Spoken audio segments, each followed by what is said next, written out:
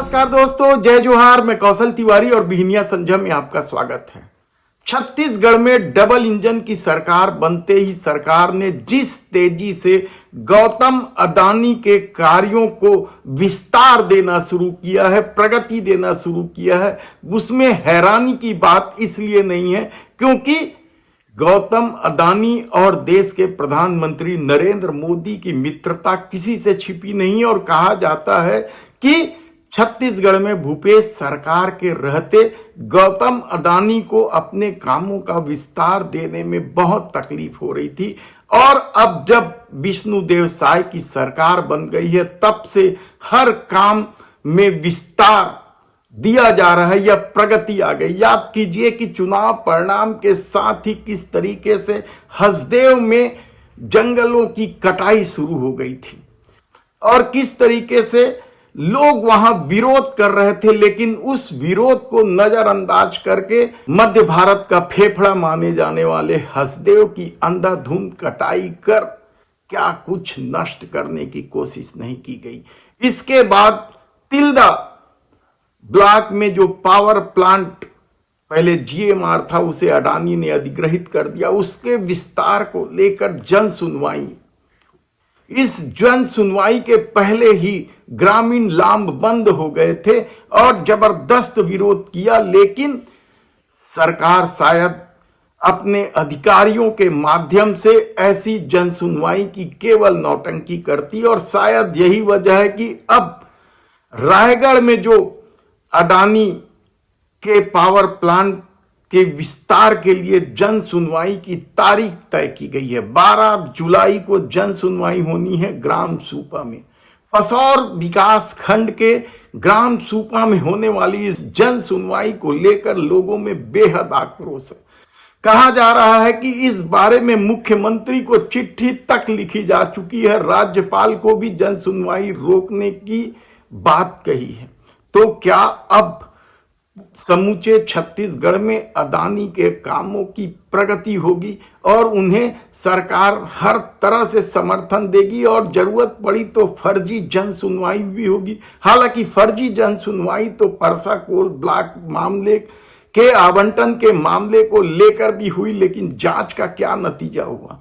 लोग चिल्लाते रहे, विरोध करते रहे, लेकिन कभी भी सरकार ने आम लोगों की बात नहीं मानी। और अब जब डबल इंजन की सरकार बन गई है तो क्या वह अब फिर मित्र प्रेम के चक्कर में फंसकर छत्तीसगढ़ की आबो हवा खराब कर देगी? ये बेहद महत्वपूर्ण सवाल है। जिस पुसौर ब्लॉक के अडानी के पावर प्लांट के विस्तार की बात की जा रही है उसका पहले कोरबा वेस्ट नाम से यह पावर प्लांट था, अब अडानी पावर लिमिटेड हो गया है। और इसके विस्तार से कई गांव प्रभावित होंगे, जिसमें बड़े भंडार, छोटे भंडार, अमली मोगना, सरवानी जैसे गांव शामिल हैं, जिसके किसान लगातार विरोध कर रहे हैं। और उन्होंने 12 जुलाई को होने वाली जन सुनवाई में जबरदस्त विरोध करने का निर्णय लिया है।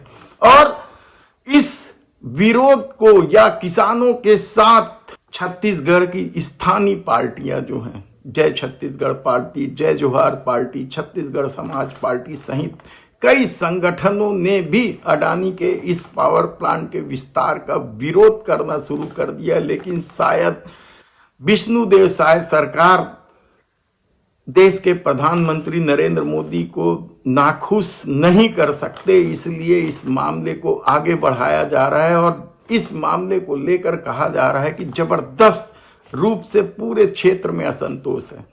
लेकिन चर्चा इस बात की भी है कि उस क्षेत्र के एक प्रभावशाली मंत्री के दबाव में शासन प्रशासन 12 जुलाई को जन सुनवाई ही नहीं कर रही है, बल्कि विस्तार को मुहर भी लगाने की पूरी तैयारी कर ली है या कुचक्र रच दिया गया है, कहा जाए तब भी गलत नहीं होगा। ऐसा नहीं है कि अडानी को लेकर केवल छत्तीसगढ़ में विवाद चल रहा है, कई राज्यों में उनके प्रोजेक्ट को लेकर विवाद चल रहा है। और मध्य प्रदेश में तो जिस तरीके से एफसीआई गोदामों को छोड़कर अडानी के गोदामों में फसल रखी जा रही है, धान की उपज रखी जा रही है, उसे लेकर भी सवाल उठते रहे। तो हिंडनबर्ग की रिपोर्ट आने के बाद क्या कुछ नहीं हुआ, और अब जब सेबी ने भी इस मामले में हिंडनबर्ग को ही नोटिस दिया है तो उसे लेकर भी कई तरह के सवाल उठे हैं, और हिंडनबर्ग ने खुद कई तरह के सवाल उठाए। आखिर कोटक बैंक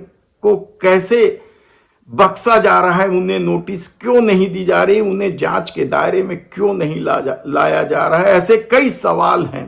तब सवाल यह है कि क्या छत्तीसगढ़ में डबल इंजन की सरकार अब अडानी प्रेम में उनके हर कार्यों में पूरा सहयोग करेगी, प्रशासन जनहित के मामलों को नजरअंदाज करेगी, और छत्तीसगढ़ में जो अडानी पावर प्लांट की वजह से, तिल्दा वालों ने तो यही कहा है कि पहले उन्होंने जीएमआर को जो जमीन दी थी उसकी वजह से उन्हें जो अब तकलीफ हो रही है, आने वाली पीढ़ी को अब वैसी तकलीफ नहीं देंगे, इसलिए अपनी जमीन नहीं देंगे। और रायगढ़ में भी कमोबेश यही स्थिति बन गई है। देखना है कि अब डबल इंजन की सरकार अडानी के हित में किस तरह का निर्णय लेती है, या आम आदमी के हित में 12 जुलाई को होने वाले इस जन सुनवाई को टाल देगी।